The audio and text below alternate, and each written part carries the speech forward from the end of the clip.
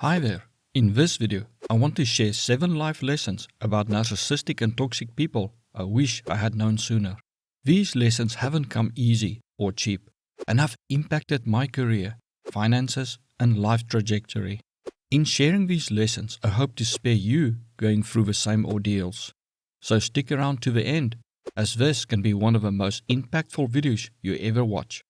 The first thing I wish I knew sooner is that just because they are your parents, siblings, or romantic partner does not mean they will love you, look out for you, or can be trusted. They are still human and susceptible to the same jealousy, envy, hatred, and sadism as any other human. However, being close to you and knowing your dark secrets and deep insecurities allow them to exploit and hurt you in ways few others can. I spent decades chasing approval and recognition from my dad, only to be met with constant criticism and devaluing remarks until I accepted I will never be enough for him, which cost me years of doing what I hated trying to be recognized, as well as many wasted opportunities. I trusted and tried to help family members who refused to take responsibility for their actions, but ultimately caused me severe financial hardship, only for them to ignore me when I needed help, while denying I ever helped them in any way. You don't owe any loyalty or unconditional love to family members who consistently let you down, stab you in the back, devalue you, criticize you, or hurt you. You have the right to prioritize your own well-being and happiness, even if it means letting go of toxic family relationships. The next lesson is, do not expect a narcissistic person to drastically change for you, and do not make drastic life changes for a narcissist based on their promises.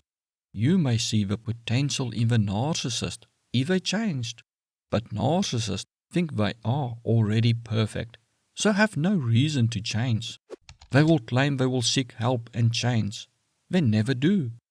Or promise you the moon and the stars to get you to leave your job, move states or even countries to join them, or allow them to move in with you, and then not deliver on their promises.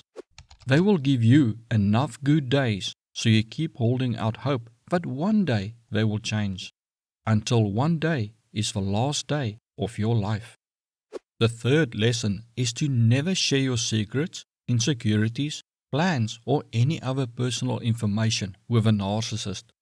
They will turn around and use your insecurities to manipulate you or devalue and hurt you for their pleasure. They feel nothing of sharing your secrets to others just to boost their image, without any care of the impact to your life. Their envy for your success often drives them to sabotage your plans if they can, even if it is only by making you doubt your ability to succeed so you give up early. Sometimes it can be as petty as them asking what gift you are buying for a family member's birthday, and then they go out and buy a higher spec model and give their gift first just to one-up you. The next lesson can save you a lot of pain and suffering. We all want others to like us, but when someone seems too into you when they barely know you, it is probably fake, or they have deep insecurities. If they declare their love for you on the first or second date, or when they only saw your social media profile, it is a big warning flag. If they call you multiple times a day to know what you are doing and who you are with, it is not love. It is deep insecurity and controlling issues. If they constantly show up uninvited at your work or home, it is not that they are so in love with you that they cannot live without you. It is stalking and manipulation. Narcissists know they are shitty people, but instead of working on themselves, they use love bombing and future faking to quickly create an intense emotional connection with you, so that when you start to see the real them, you are less likely to leave them. Narcissists often rush the relationship because it is hard for them to keep up their facade for long. Yes, it is nice to get so much attention and listen to them paint this magical fairy tale of you and them living a fantastic life together. But ask yourself, if they know so little about you, what exactly are they falling in love with? And what happens when they get to know the rest of you? Also know that narcissists often have ulterior motives and will declare their love for you so that they can get access to your money, or so that they can escape the mess they created for themselves. This is often the case when they push you to move in together or marry soon after meeting. The fifth lesson is to always pay attention to people's words and actions, even if they claim to be joking. The words we use and the actions we perform are linked to our beliefs, values, and morals. Imagine being on a date and the person makes a joke at your expense or insults you and then claim they were only joking. Or while walking, they shove you so you walk into an object. It may appear as a joke, but it points to a lack of consideration for your feelings and care that you may get hurt. It also shows that they think it is okay to harm others for their enjoyment. Or you disagree about something trivial, such as if pineapple should go on a pizza, and the person slaps or punches you while jokingly saying, "I can't believe you eat your pizza like that." This can indicate a belief in that violence is an acceptable way to solve disagreements.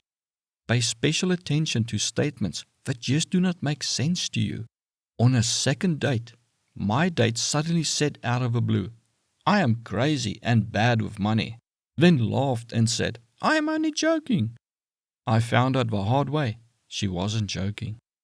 The next lesson is to not rely on your instincts alone.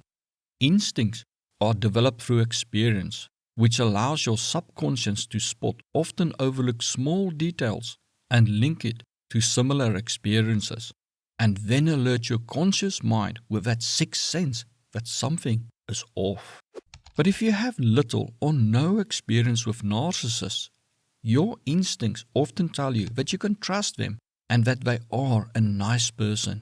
It is only once you have learned how narcissists operate that your subconscious can go, "Ah, I heard that phrase or excuse before, and last time it was a lie."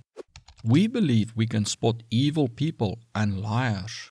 But research shows that even police and judges often do not fare better than average, especially when it comes to narcissistic people who have a knack for manipulation. If your instincts tell you a person is trustworthy and caring, but the evidence of their words or actions point otherwise, your instincts are probably wrong. Go with the evidence. The last lesson is to run when someone says this. Years back, while in a conversation with a person, we talked about our unhappiness with the current government. Instead of wishing a new government to be voted in on the next election, this person wished an asteroid would hit Earth and wipe out all life. Another person was given the wrong chains by a Chinese shop owner.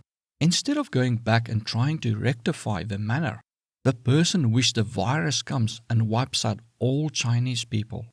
Both later turned out to be sadistic narcissists who thought nothing of harming others for their benefit and enjoyment. When someone wishes harm to innocent people as a means to solve their own problems or negative emotions, it points to a lack of empathy for others and serious flaws in their beliefs and values. These people will think nothing of hurting or exploiting you when they think they can gain from it, even if it's just to make themselves feel better about their own life. Learn more about narcissism by watching the video suggested to you right now.